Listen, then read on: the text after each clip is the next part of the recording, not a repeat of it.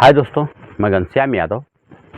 देखिए प्रश्न दिया गया करा किसी त्रिभुज के कोण 2 संबंधित 3 संबंधित 4 के अनुपात में है तो प्रत्येक कोण ज्ञात करें।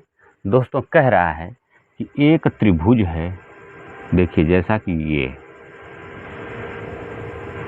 ये त्रिभुज है, मान लेते हैं हम कि ए बी और सी है, कोई त्रिभुज हम मान लेते हैं। तो कह रहा है कि त्रिभुज के कोण 2 संबंधित 3 संबंधित 4 के में, ये कोणों का अनुपात कह रहा है कि 2 संबंधे 3 संबंधे 4 के अनुपात में है ये तीनों कोण। तो कह रहा है कि तो प्रत्येक कोण को ज्ञात कीजिए कि ए और बी और सी तीनों कोण कितने कितने अंश के हैं।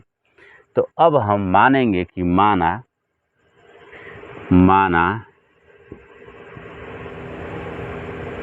प्रत्येक कोण या इसको मान सकते हैं कि माना त्रिभुज के कोण जो दिया 2 संबंधित 3 संबंधित 4, तो इसे मान लेंगे हम 2x 3x तथा 4x है। हम मान लेते हैं कि माना त्रिभुज के कोण 2x 3x और 4x है। तो अब देखिए प्रश्न उठता है कि त्रिभुज के 3 भुजाएं 3 कोण, 3 भुजाओं से घिरे हुए क्षेत्र को हम त्रिभुज कहते हैं और त्रिभुज के तीनों अंतः कोणों का योग बराबर 180 अंश होता है। तो हम लिखेंगे, यहाँ पर लिख सकते हैं आप कि त्रिभुज के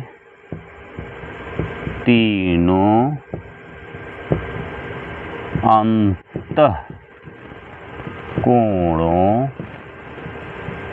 का योग बराबर 180 अंश। अंतः का अर्थ है अंदर है, अंदर। तो अब देखिए तीनों अंतः कोण कितने हैं भाई, 2x plus 3x plus 4x। इसे लिख सकते हैं आप प्रश्नानुसार बराबर 180 अंश। 2x 3x 5x 4 9x 5 9x अर्थात हो गया 9x बराबर 180 अंश का। अतः x का मान निकालने के लिए, अज्ञात राशि का मान निकालने के लिए उसके गुणांक से हम दाहिने पक्ष में भाग देते हैं। तो 9 गुना से 18 20 अर्थात x का मान हो गया 20। x का मान निकल गया 20। अब यह कोण कितने कितने हैं मान लेते हैं हम, a बराबर 2x b बराबर 3x और c बराबर 4x।